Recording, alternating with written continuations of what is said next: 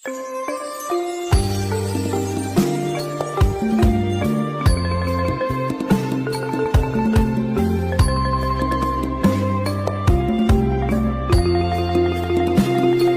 ច្បាំងការពិត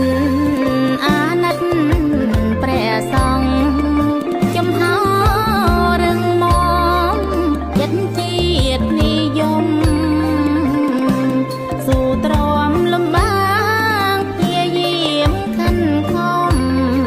បង្រៀនណែនាំហាត់ពន់កូនក្មួយព្រះសង្ឃចិត្តស្មងអង្គពីហារតី